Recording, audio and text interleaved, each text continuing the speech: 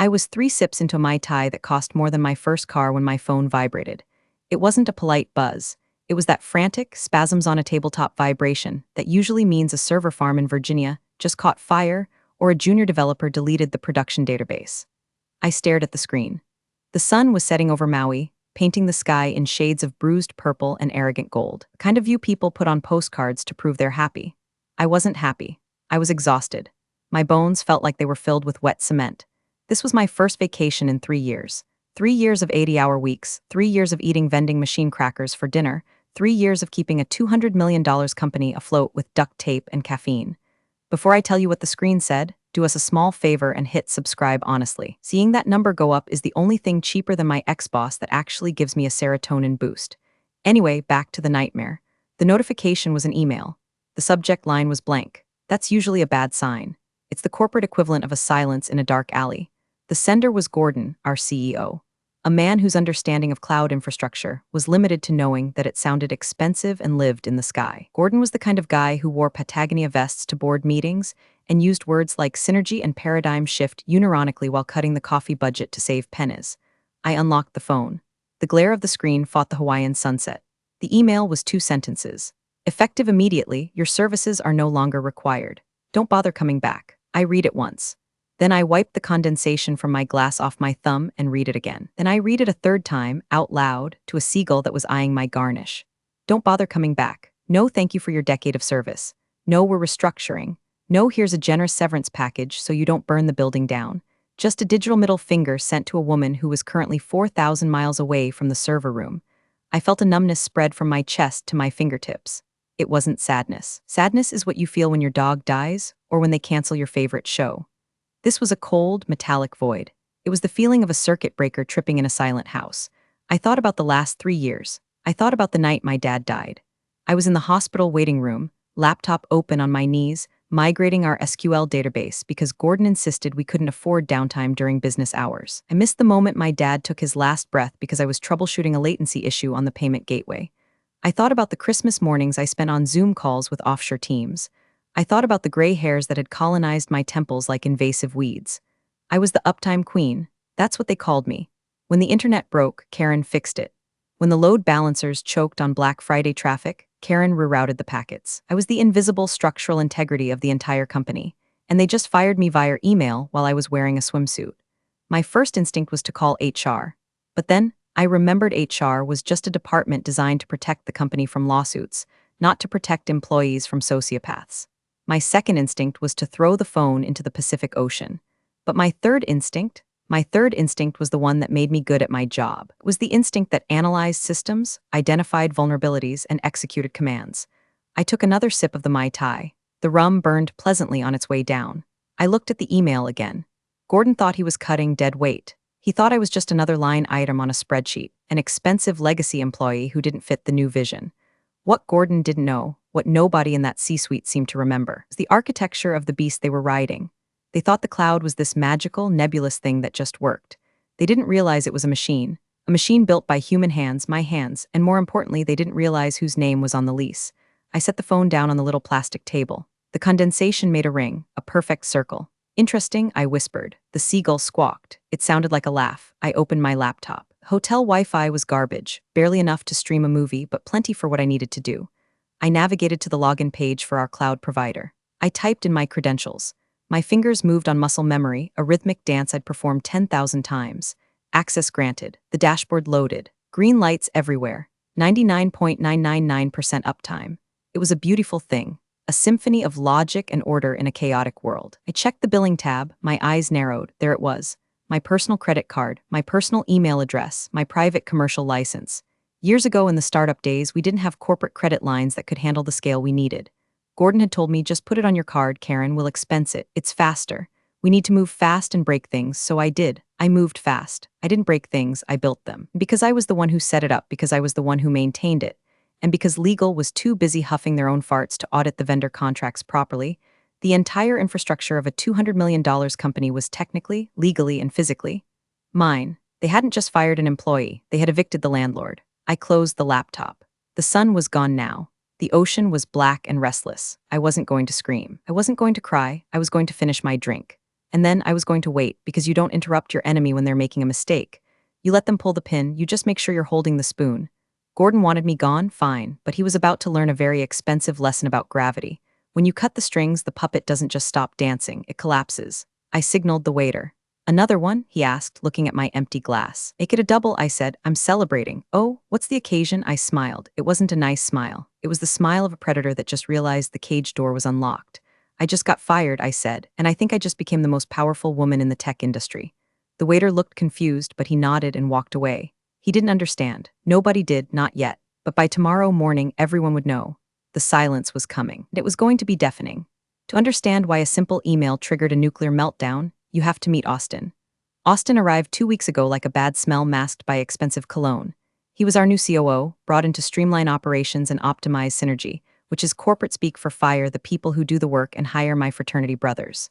Austin was 32, looked 24, and had teeth so white they looked radioactive. He wore those quilted Patagonia vests that scream I work in venture capital, but I've never actually built anything in my life.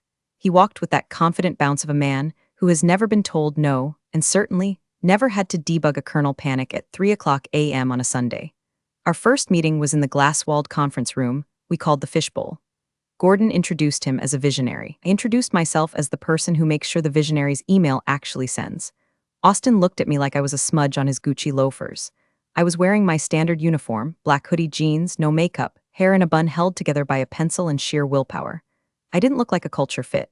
I looked like IT, Karen, Austin said, testing the name like it was a cheap wine.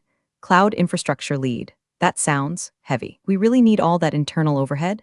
I have some buddies over at Stratosphere Solutions who could probably manage our stack for half the cost. I felt a vein in my forehead throb. Stratosphere Solutions is a glorified reseller, Austin. We have a proprietary architecture. We handle 4 terabytes of throughput per second. Your buddies would melt their servers in 10 minutes. He laughed. A hollow, dry sound. Proprietary usually just means outdated, Karen. We need to be agile. We need to be serverless. We need AI-driven scalability. He was throwing words at me that he'd read in a Forbes article on the toilet. He didn't know what they meant. He just knew they sounded expensive and important. We are serverless where it counts, I said, keeping my voice level. And our scalability is automated based on real-time load metrics. I wrote the scripts myself. Right, he said, waving a hand dismissively. Scripts. That feels very 2015. We need a holistic platform approach. I stopped listening. I knew the type. He was a demolition man disguised as an architect. He didn't want to understand the system. He wanted to pee on it to mark his territory. Over the next week, I saw him lurking. He wasn't doing work. He was snooping. He'd stand behind junior devs, asking invasive questions about vendor costs. How much do we pay AWS? Why is this line item so high? Who authorizes these instances? He was building a case. I knew it. He was looking for fat to trim, and in his eyes, I was a marbled steak. I was the highest paid engineer in the department, not because I negotiated well, though I did, but because I was the only one who knew where the digital bodies were buried. One afternoon, I caught him staring at one of my monitoring dashboards. It was a beautiful, sprawling map of our network nodes, pulsating with live traffic data. It looks complicated, he said, not looking at me. It is, I replied. It's the nervous system of the company. Nervous systems can be transplanted, he muttered. I should have known then. I should have seen the knife coming. But I was too busy keeping the lights on.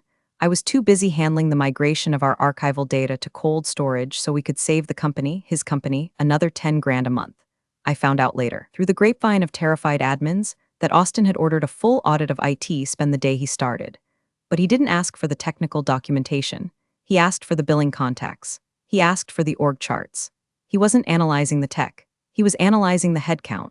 He saw a 45-year-old woman making 6 figures who didn't laugh at his jokes and didn't wear all birds, and he decided I was legacy debt. He convinced Gordon that I was a bottleneck, that I was hoarding information, that I was resistant to change. He probably told them he could replace me with a sleek, outsourced team that would use AI to do my job for pennies. The irony, of course, is that he was right about one thing. I was a bottleneck, but not in the way he thought. I wasn't clogging the pipe. I was the pipe. I was the valve. I was the dam holding back a chaotic flood of data that wanted nothing more than to crash the system. And he had just convinced the village idiot to blow up the dam. Back in Maui, sitting in the dark, I replayed that last conversation with him. You really think you're irreplaceable, don't you, Karen? He had sneered, leaning against my doorframe. Nobody is irreplaceable, Austin, I had said. But some things are load-bearing. You pull them out, the roof comes down. We'll see. He had said, yeah, Austin, we'll see. You wanted to cut costs? You wanted to eliminate the legacy overhead? Well, congratulations. You just saved the company my salary. But you forgot to ask who owned the building before you evicted the tenant. You were so busy looking at the inefficiencies that you didn't check the deed. I opened a new tab on my laptop. I pulled up the audit logs for the last 2 weeks. There it was. User, Austin COO accessing the billing summary. User, Gordon CEO approving a request titled IT Restructuring Plan. They had planned this while I was booking my flight. They waited until I was over the Pacific Ocean to pull the trigger, thinking I'd be too distracted by the aloha spirit to fight back. They thought I'd just fade away, embarrassed and defeated. They clearly didn't know that I run on spite and caffeine, and I was all out of caffeine. The morning after the email, I woke up with a headache that felt like a pickaxe in my frontal lobe. For a split second, the muscle memory of panic kicked in. I need to check the logs, did the nightly backup run, before the reality slammed into me. I didn't have to check the logs, not my circus, not my monkeys, but curiosity is a disease and I was terminal. I sat up in the hotel bed, surrounded by an armada of empty minibar bottles, and reached for my laptop. I tried to log into my corporate email first, just to see.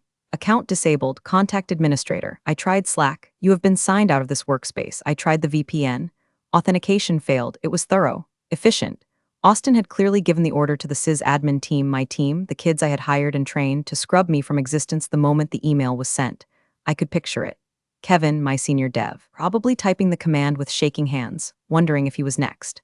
Sarah, the security analyst, probably crying in the break room because I was the only one who defended her when Austin made creepy comments about her energy. I tried calling my assistant David, straight to voicemail. You've reached David at Cloud Corp. They had ghosted me. A decade of work, of late nights, of saved disasters, and I was being treated like a rogue element, a security threat. It stung, I won't lie. It felt like walking into your own house and finding the locks changed and your family staring at you through the window like they've never seen you before. But then, the cold logic returned. They had locked the front door. They had boarded up the windows, but they forgot that the ground the house stood on belonged to me. I opened a private browser window. I typed in the URL for the AWS Management Console, not the corporate SSO login that routed through their identity provider. That was definitely dead. I went to the root login, the master key, username, KarenCloudArchitect@gmail.com password, redacted MFA code, entered from my personal phone. I held my breath. If they were smart, if Austin was even 10% as competent as his LinkedIn profile claimed, they would have seized this account first. They would have legally forced a transfer. They would have threatened me with a lawsuit to get the keys before firing me. Welcome to AWS Console. The dashboard loaded. I let out a laugh that sounded like a bark. They hadn't touched it. They hadn't even looked at it. To Austin, the cloud was just a utility bill. He didn't understand that accounts are tied to legal entities. When we started, the company credit card was maxed out buying Herman Miller chairs for the founders. I had used my personal Amex Platinum to spin up the initial clusters. I had registered the domain names. I had set up the root credentials. Over the years, I had tried to transfer it. I sent emails to legal. Hey, we need to migrate the root account ownership to a corporate entity for liability reasons. Legal's response: we're currently reviewing the liability implications of asset transfer. Let's circle back in Q3. That was 4 years ago. I sent emails to finance. Please update the billing to the corporate card. Finance's response: the corporate card has a spending limit that triggers a fraud alert with AWS recurring charges. Just keep expensing it, Karen. It's easier for the audit trail. Laziness, incompetence, bureaucracy. They had woven a rope of red tape, and now they had hanged themselves with it. I looked at the screen. The entire digital footprint of the company was right there. Production databases, the client portals, the source code repositories, the backup archives. I could see the real-time metrics. CPU usage was spiking, probably the morning login rush. The auto-scaling groups were spinning up new instances. The system was breathing, and I was holding the oxygen tube. I clicked on the billing tab. Current month-to-date balance, $42,308.12. Payment method, Karen's personal Amex. They fired me, but they were still charging lunch to my credit card. The audacity was almost impressive. I opened a terminal window on my laptop. I still had my SSH keys. They were hard-coded into the Bastion hosts because, again, I was the one who set up the security groups, and I needed emergency access that bypassed the corporate SSO in case the identity server went down. SSHI Karen root PEM EC2 user at production Bastion connected. I was in. I was inside the network. I was a ghost in the machine. I could see the active sessions. I saw Kevin's username logged into a database replica. I saw Sarah running a vulnerability scan. They were working, oblivious to the fact that their boss was hovering above them like a vengeful god. I typed a simple command. Who am I? Root, the word stared back at me. Root, the base, the source. The absolute power. I wasn't an employee anymore. I was a hostile external entity with administrative privileges. I sipped my lukewarm coffee. I could burn it all down right now. rm/rf/. The classic delete everything command. I could wipe the databases. I could encrypt the backups and throw away the key. It would take them months to recover if they ever did.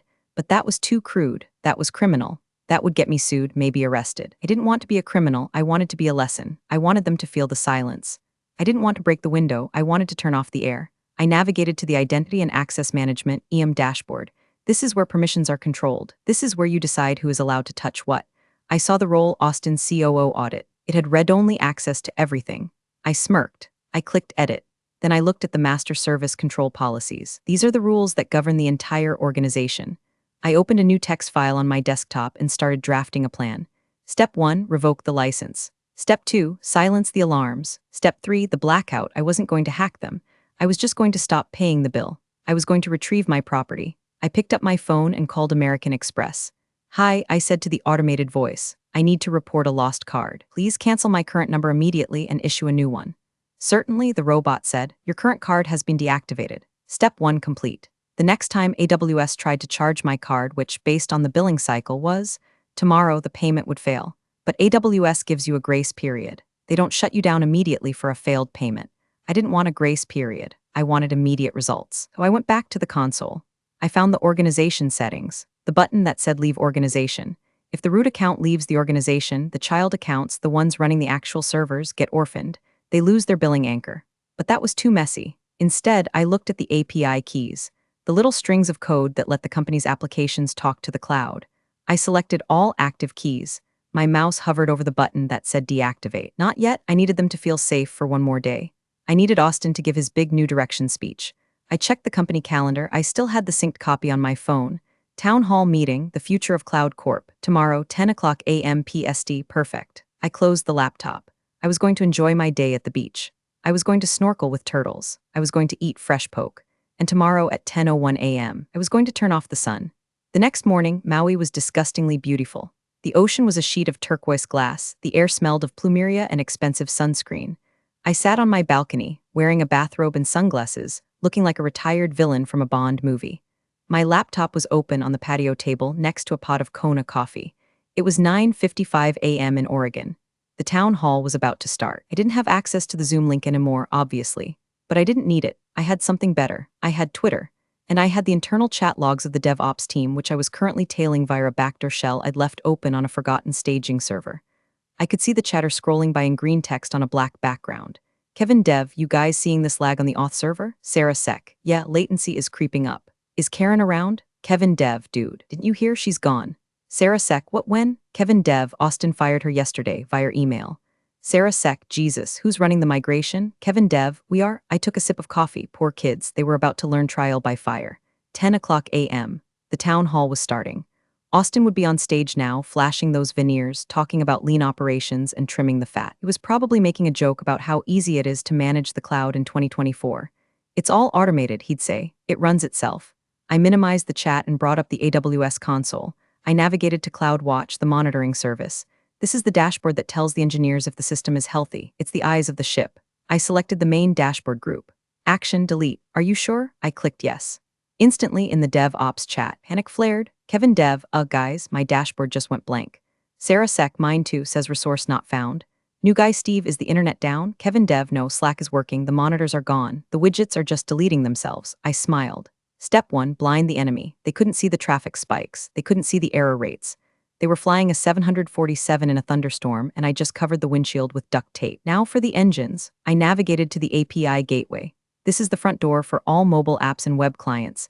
Every time a customer tries to log in, check their balance, or upload a file, it goes through here. I selected the production stage. I looked at the throttling settings. Currently set to 10,000 requests per second. I changed it to 0. Update configuration. The loading spinner spun for 3 seconds, then success. I switched back to the chat logs. Took exactly 12 seconds. Support bot, alert, ticket volume spiking. 50 new tickets in 10 seconds. Kevin Dev, I'm getting 503 errors on the login page. Sarah Sec, the app is dead, I can't log in.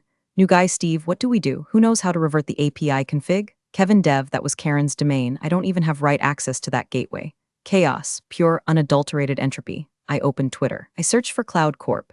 At Angry User 123, is it Cloud Corp down? App keeps crashing. At TechCruncher, reports surfacing of major outage at Cloud Corp.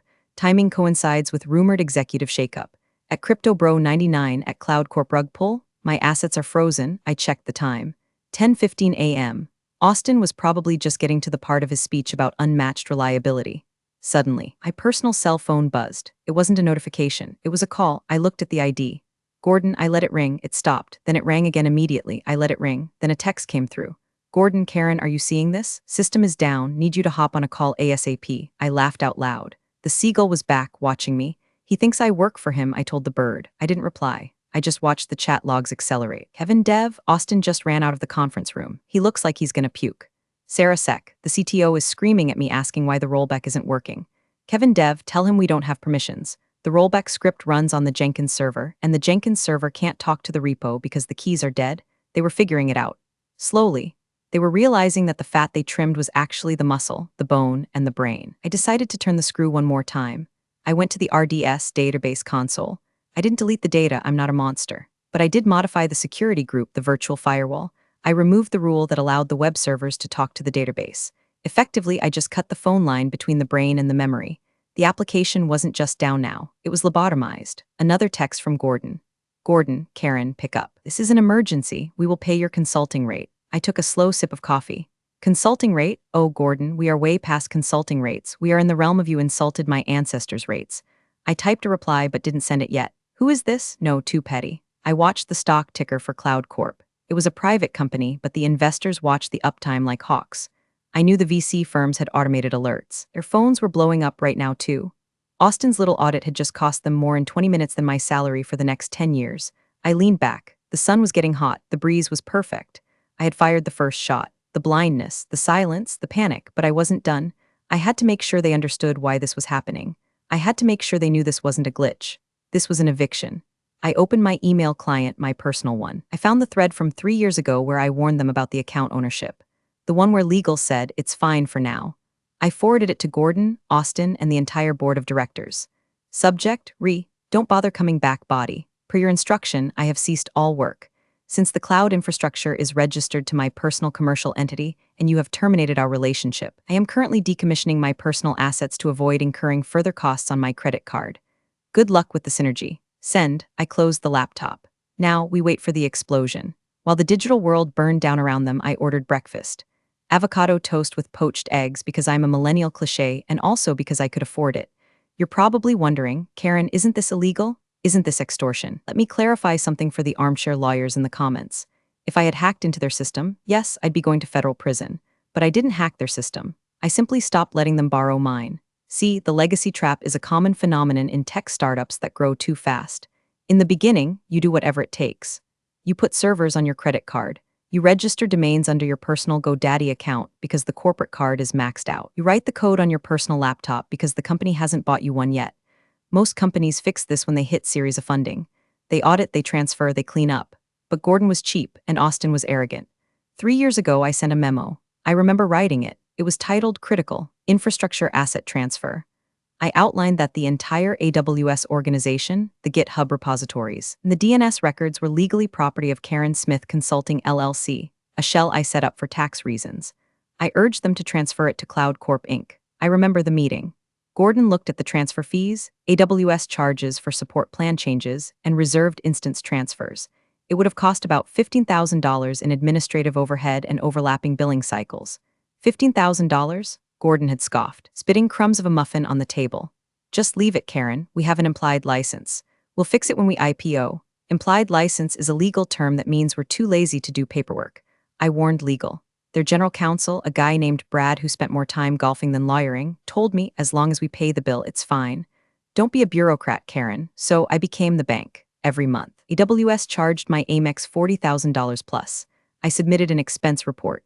Cloud Corp reimbursed me. Technically, I was a reseller. I was a service provider. And my client, Cloud Corp, just fired me without cause and without a contract termination clause. So, when I turned off the sky, I wasn't sabotaging their company. I was terminating service for a non-paying customer who had just been abusive to the vendor. I pulled up the receipts on my phone. I had a folder named CYA Cover Your Ass. It contained every email, every Slack message, every signed document where they acknowledged that I owned the account. I looked at the forwarded email I had just sent to the board. My phone rang again. This time it wasn't Gordon. It was Brad, the general counsel. I answered. Karen? His voice was tight, high-pitched. He sounded like he was being strangled by his own tie. Hi, Brad. How's the golf swing? Karen, turn it back on. Now, we can discuss a severance package, but you cannot hold the company hostage. This is a violation of the Computer Fraud and Abuse Act. Actually, Brad, I said, cutting into my egg yolk, it's not. I'm the account holder. My name is on the invoice. My social security number is attached to the tax ID. You guys fired me, which means you terminated the implied contract between Cloud Corp and Karen Smith Consulting. I'm just mitigating my damages. I can't afford a $40,000 bill next month if I'm unemployed. We will sue you into the ground, he hissed. You can try, I said calmly. But discovery will be fun. I have the email from 2021 where you specifically declined the asset transfer to save money. I have the email from yesterday where Gordon fired me with zero notice. And right now, I have the root credentials. If you sue me, I might just decide that my company needs to pivot and delete the data to make room for new projects. Silence. Long, heavy silence. What do you want? Brad asked. The fight was leaving him. He knew I had them. He knew that even if they won a lawsuit in 2 years, the company would be dead in 2 days without the data. I don't want to talk to you, Brad, I said. And I don't want to talk to Gordon, I want to talk to the board. The board is in an emergency meeting, he said. Good, tell them to check their email. And tell Austin? I paused. Tell Austin that legacy debt collects interest. I hung up. I checked the timestamp. It had been 45 minutes since the outage began. The losses were probably hitting the $1 million mark. Customers were churning. Data was stagnant. I felt a twinge of guilt about the customers, the innocent businesses relying on our platform. But then I remembered the way Austin looked at me when he said, "Do we really need all that overhead?" Yes, Austin, you do. And right now the overhead is standing over your grave. I finished my breakfast. The adrenaline was starting to fade, replaced by a cold, hard resolve. This wasn't a game anymore. This was a negotiation. And I held the only currency that mattered. By 11 o'clock a.m., the situation had shifted from technical difficulty to existential threat. My phone was vibrating so constantly it was sliding across the table on its own. Calls from Gordon, calls from Brad, calls from numbers I didn't recognize, probably board members. I ignored them all. Then a text came in from Marcus. Marcus was the CTO. He was a decent guy, actually. A bit spineless. The kind of leader who let Austin steamroll him because he avoided conflict, but he respected the tech. He had been at a conference in London, which is why he hadn't been part of the ambush yesterday. He must have just landed and turned his phone on to the apocalypse. Marcus, Karen, I just landed. The dashboard is red. Everyone is screaming. Kevin says he can't access the route. What is going on? I felt a pang of sympathy. Marcus didn't deserve this. He had let the fox into the henhouse when he hired Austin. He was complicit by negligence. Marcus, please. Gordon says you went rogue. He says you hacked us. I told him that's impossible. You're the most ethical engineer we have. Talk to me. I stared at the screen. Ethical. That was the trap. They relied on my ethics to cover for their greed. They assumed I would never let the system fail because I loved it too much. They weaponized my professionalism against me. I typed a reply. Me. I didn't hack anything, Marcus. I just took my keys back. Marcus, keys? What keys? Me, the AWS root keys. The ones registered to my personal email. The ones I asked you to transfer 3 years ago, remember? 3 bubbles appeared. He was typing, then stopped, then typing again. Marcus, oh my God, you own the infra. Me, bingo. Marcus, Karen, Gordon is an idiot. Austin is a fraud, I know that, but we have clients. We have hospitals using our data archives. You have to turn it back on. Hospitals, that was a low blow. We did have a few healthcare clients, but their critical systems were on-prem. We just handled their cold storage backups. Nobody was dying, but Marcus knew how to hit my conscience. Me, I can't, Marcus. I'm not an employee. I have no authorization to operate Cloud Corp systems. That would be a liability. Marcus, stop IT. This isn't a joke. Why is the cloud inaccessible? And there it was, the question, the panic. The realization that the invisible thing they took for granted was gone. I typed the line I had been holding in my chest for 24 hours. Me, because you fired the sky. I hit send. I watched the read receipt appear instantly. You fired the sky. It was dramatic, maybe a little over the top, but it was true. They thought the cloud was just there like air. They didn't realize it was a service I provided. Structure I upheld. 10 seconds later, Marcus called. I answered this time. Karen, he breathed. He sounded like he was running through an airport. I'm firing Austin. Right now, I'm calling the board. I'm telling them everything. Just, please, give us the keys. It's not that simple, Marcus, I said, my voice steady. I don't trust you anymore. You let a guy in a fleece vest dismantle my team. You let him fire me while I was on vacation. The trust is gone. The contract is void. What do you want? He begged. Name your price. Double salary? Equity? We can overwrite, Gordon. The board is terrified. I don't want a job, I said. I want a buyout. A buyout? I own the infrastructure, I said. If you want it back, you have to buy it from me. Karen Smith Consulting LLC is open to acquisition offers, but the price just went up. How much? $5 million, I said, cash. Plus full vesting of my original stock options that you guys tried to cancel. $5 million? That's extortion? No, Marcus. Extortion is threatening to release your browser history. This is business. You want to buy a fully operational, enterprise-grade cloud architecture with 99.999% uptime history. That's the market rate. Actually, it's a discount. Building it from scratch would cost you 20 million and take 2 years. He was silent. You knew I was right. I'll take it to the board, he whispered. You do that, I said, and Marcus, tell Austin to update his LinkedIn. I hear unemployed is trending. I hung up. I was shaking a little. 5 million, it was a crazy number, but they were losing that much in market valuation every hour. I went back to the Twitter feed. The hashtag #CloudCorp down was trending. Tech blogs were running live updates. Breaking, Cloud Corp outage enters hour 3. Insider reports suggest catastrophic leadership failure. I refreshed the page. Update, leaked internal emails suggest the entire infrastructure was owned by a rogue employee who was wrongfully terminated. Someone leaked my email, probably Kevin. Good boy, Kevin, the narrative was shifting. I wasn't the villain anymore. I was the martyr. The symbol of every overworked, underappreciated tech worker who held the world on their shoulders while the executives played golf. I poured another cup of coffee. It was cold, but I drank it anyway. The taste of victory is sweet enough to mask the bitterness. At 1:00 p.m., my phone rang. It was a conference line. The area code was Delaware Legal HQ. I put it on speaker and set it on the table next to my half-eaten lunch. This is Karen, I said, crunching into a macadamia nut. Karen, this is Jonathan Sterling, a deep, gravelly voice said, the chairman of the board. The money man. You have the full board on the line, along with Gordon and Marcus. Hi, Jonathan. Long time. Remember the Christmas party where you asked me to fix your wife's iPad?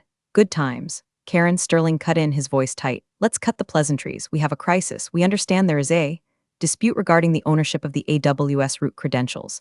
There's no dispute, Jonathan, I said. I have the receipts. You have the outage. It's pretty clear. You're prepared to offer you reinstatement, Sterling said, sounding like he was swallowing broken glass.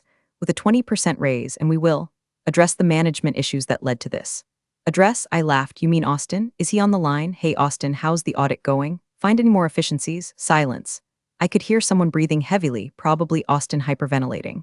I'm not coming back, Jonathan, I said. That bridge is burned. You salted the earth when you fired me via email during my PTO. I don't work for people who treat me like disposable hardware. Then we will accept your offer, Sterling said quickly.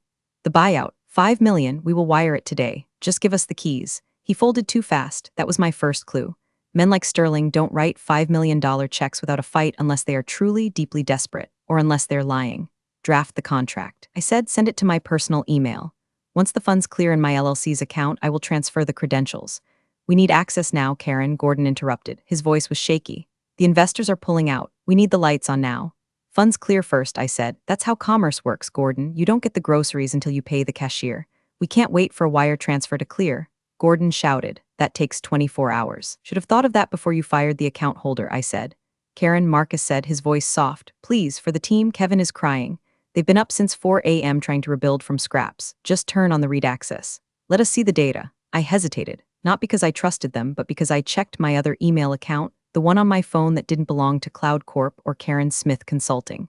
I had an email from Vertex Systems, their biggest competitor. Subject, offer letter. I had been talking to Vertex for months, casually.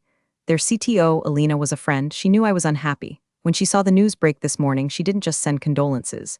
She sent a PDF. I opened it while the board breathed heavy on the line. Position, VP of Cloud Architecture. Salary, double my current package. Signing bonus, $500K. Equity, substantial. But the kicker was the text message Alina sent me separately. Alina, hold the line.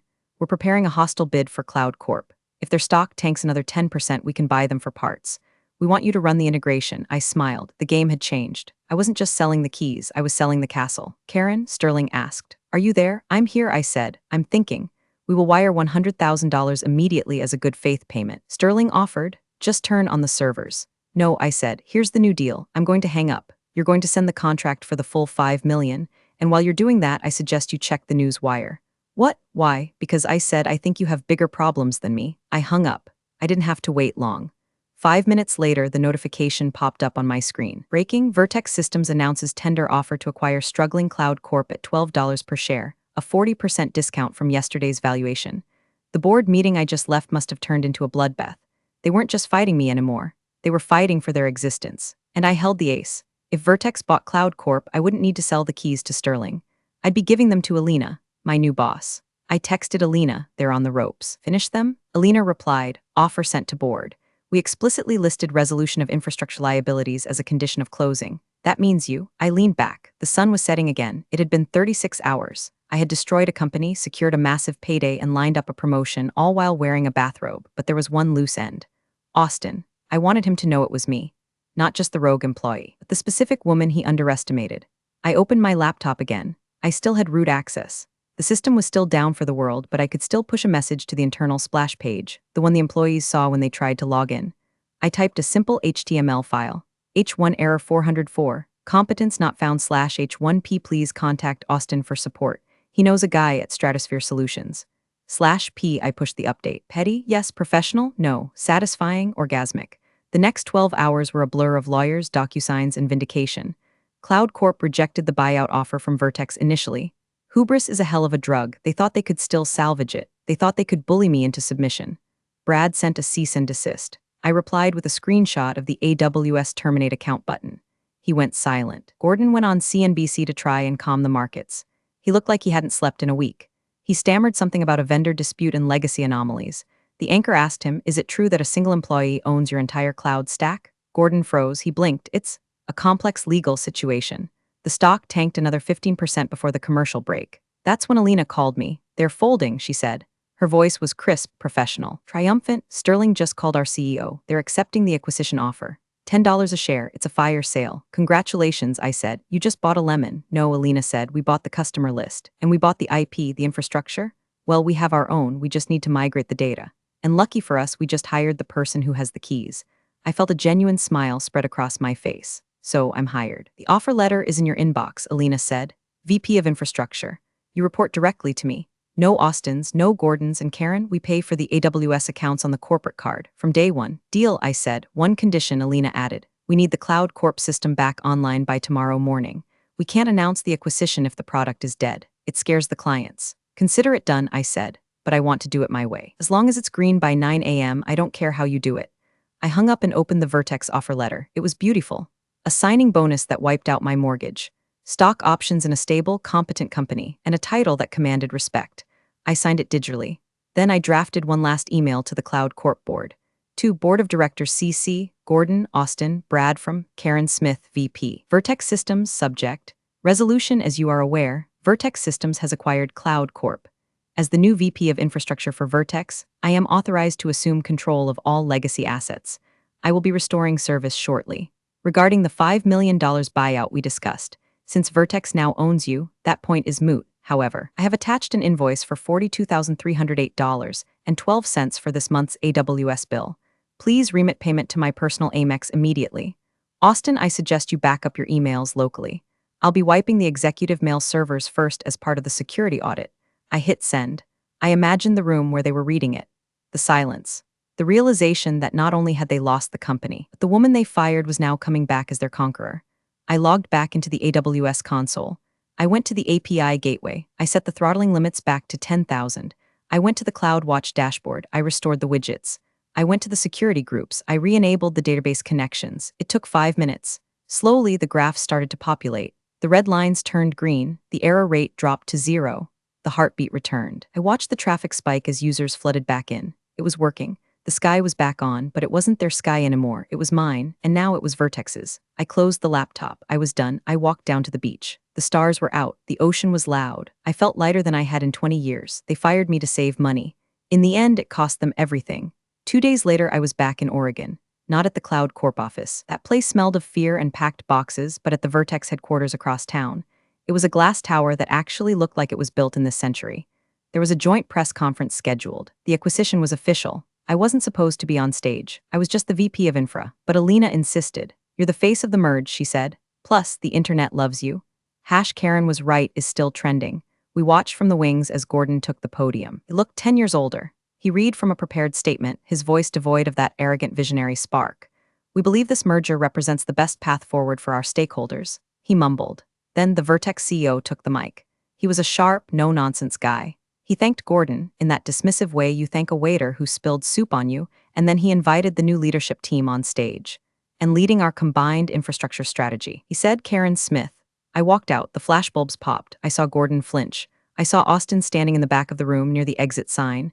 He wasn't wearing his Patagonia vest. He was wearing a wrinkly suit. He looked small. I took the mic. I didn't have a speech prepared. I didn't need one.